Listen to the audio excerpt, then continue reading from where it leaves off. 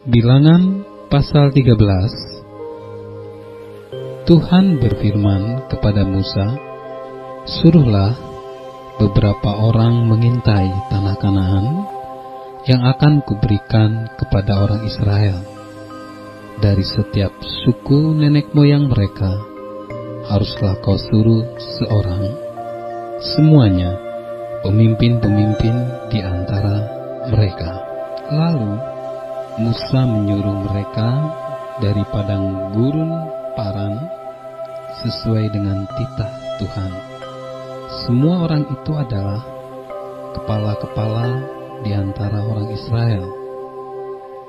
Dan inilah nama-nama mereka: dari suku Ruben, Samua bin Zakur; dari suku Simeon, Safat bin Hori; dari suku Yehuda, Kaleb bin Yefune; dari suku Isakar, Yigal bin Yusuf; dari suku Efraim, Hosea bin Nun; dari suku Benyamin, Palti bin Rafu; dari suku Zebulon, Gadiel bin Sodi; dari suku Yusuf, yakni dari suku Manasye, Gadi bin Susi; dari suku Dan, Amiel bin Gemali; dari suku Asyer, Setur bin Mikael; dari suku Naftali, Nahbi bin Wopsi; dari suku Gad, Guel bin Maki.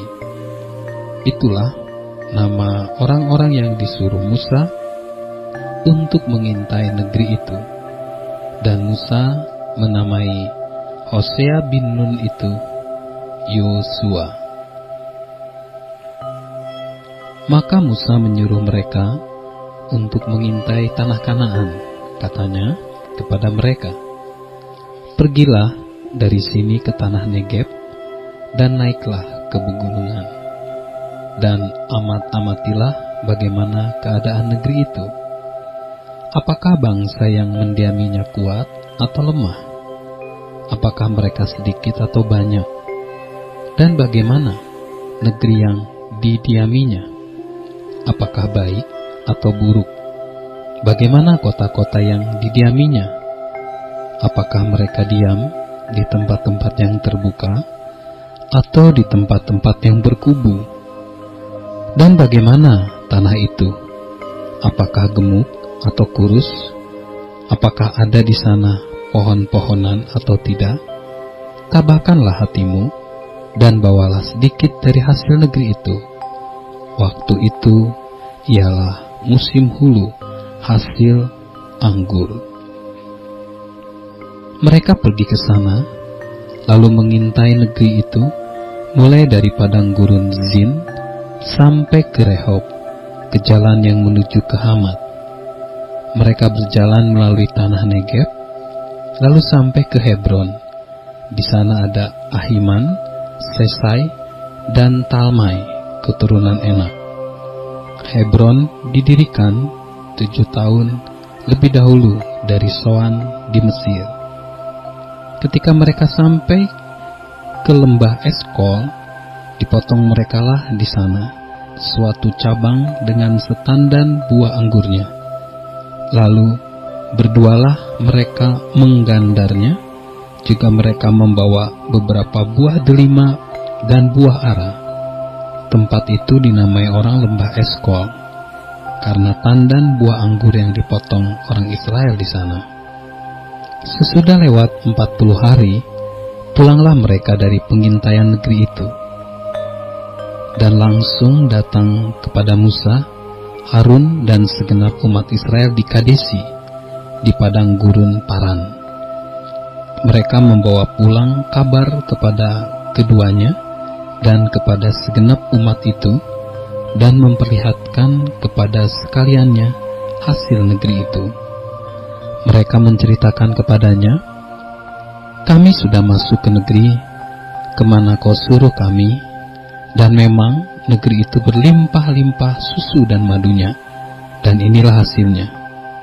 Hanya bangsa yang diam di negeri itu kuat-kuat, dan kota-kotanya berkubu dan sangat besar. Juga keturunan Enak telah kami lihat di sana.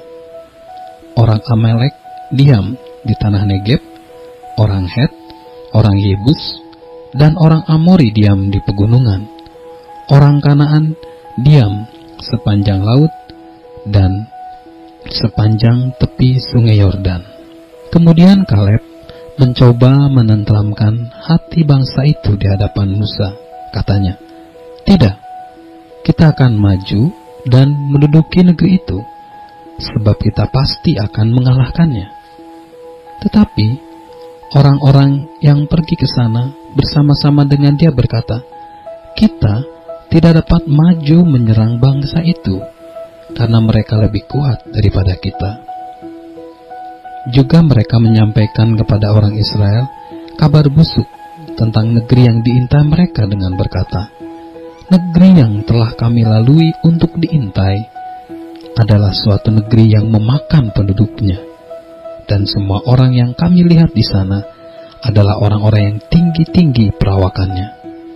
Juga kami lihat di sana orang-orang raksasa, orang Enak yang berasal dari orang-orang raksasa, dan kami lihat diri kami seperti belalang, dan demikian juga mereka terhadap kami."